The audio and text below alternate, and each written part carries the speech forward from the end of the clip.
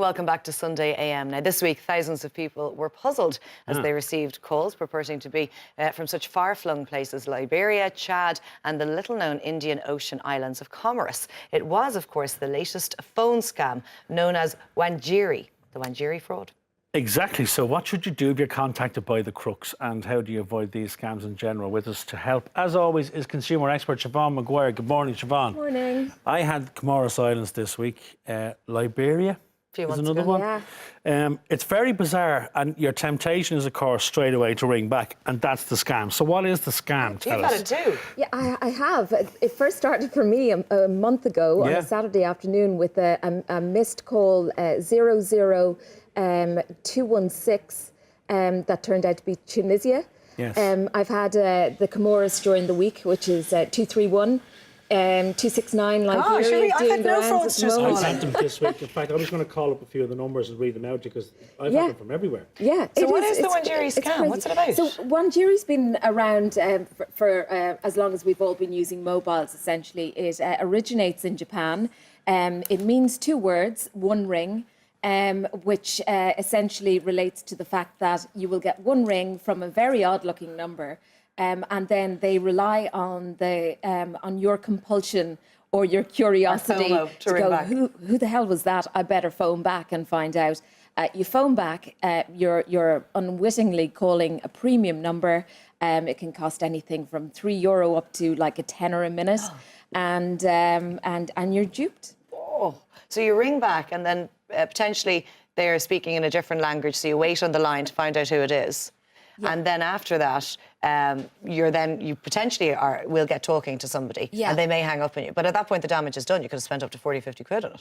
Well, that's it exactly. Yeah, no. As I was saying, they do rely on you being somewhat curious, and if people have family members living abroad, and you know might not be familiar with the prefixes, the international prefixes, you're inclined to go, oh, who was that? Was that Patrick in New Zealand? Exactly. Or I better call back that number. So effectively you get through to like a recorded message, and the person at the other end isn't speaking to you. It's a recorded a conversation with somebody else. Anyone who has made the mistake of phoning back this week has gotten an Arabic conversation at the other end of the phone. So what's being done about this? Okay, so widespread awareness is going on this week. We have Comreg, who are the watchdog body. They've come out and they're advising people, if you receive a missed call from one of these strange numbers, just don't call back if you're really uncertain about where that call has come from. Three and Vodafone have been very proactive as well. They've come out and said that they're working towards blocking these particular numbers at the moment. Now, of course, the numbers at the moment are coming from African countries. However, that's not to say that the European bloc won't start the same scam in about 6 months' time, and it starts all over again. And in actual fact, calls are now starting from Austria, which is the 0041 prefix. Okay. Yeah. Can I ask you a question, Siobhan, though? If you can see the number on your screen, the way of tracking a number, what I'm thinking about is like the police. Can they not just find out where these calls are coming from and go there and shut this thing down? Or is that too simplified? Well, no, Simon. I'm sure that is eventually what happens, because it is a kind of it's a rolling operation. The numbers are bought on the dark web, so that's where all our mobile phone numbers are coming from. So I was going to ask, how do they have their numbers?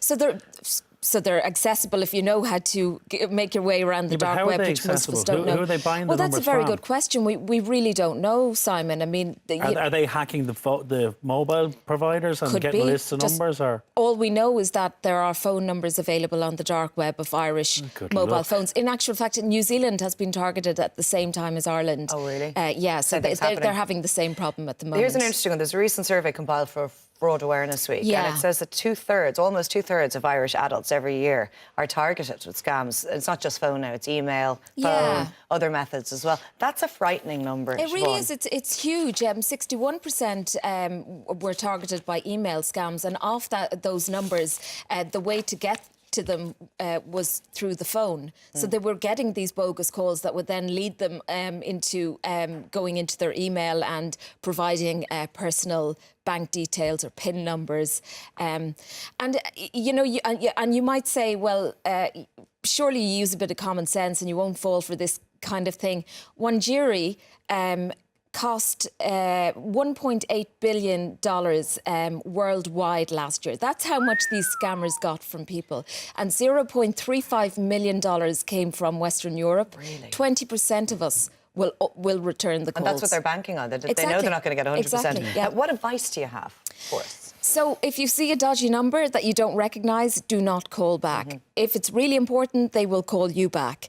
Now, the thing with Wandjiri is that you're not going to get an opportunity to answer the call because it is the one ring. So they call, cut the call, hope you'll phone back. Your missed Just call don't. comes up. Yeah. Word of mouth as well. I mean, there are people who aren't... You know, if you're familiar with reading your news online and everything this week, you would have seen everything on Twitter about Yeah, it's all over this Facebook, in particular fairness, scam. this week as well, yeah. But a lot of people aren't on Twitter or Facebook. yeah. So, Should you we know, be calling our service providers and letting them know if these calls are consistent? Because you've had several of them. I've It's had not a just one. dozen at least, I'd say, Absolutely. yeah. And Simon, you said they're starting on your landline, which is unusual. we got one. No, I think it could have been a different one. We've had this one for a while now, which is we're ringing up to say there's a problem with your computer. And what I do now is I actually engage them. I was telling the lads in the office morning, I'll do 15 minutes with them. Now they're ringing me, so I'm not paying for the call, and I'll go through the whole process of what do I need to do, and I pretend to be the panicked consumer. Well, you know, they'll say this password. I say great. So there's only one thing: I haven't got a computer, and they hang up. Or I'll tell them I'm glad you rang because there is a problem with my computer, and they'll say what's wrong. I'll say it's on fire. You know, so I'll spin them. Why are you wasting my time? Then they hang up. They get annoyed. Why are you wasting my time? Why are you wasting my time to see it? But this one, we did get some weird numbers on the Yeah. house phone last week. Is it the same thing, I wonder? I wonder. I haven't heard it with the God, maybe landlines, I'm a but test that is case. curious. But two websites to read up on this and make yourself kind of very savvy on all of this is fraudsmart.ie, which, as you said, the Banking and Payments Federation released a website, or this new website, and then you have comreg.ie as well, the industry watchdog, and they update regularly.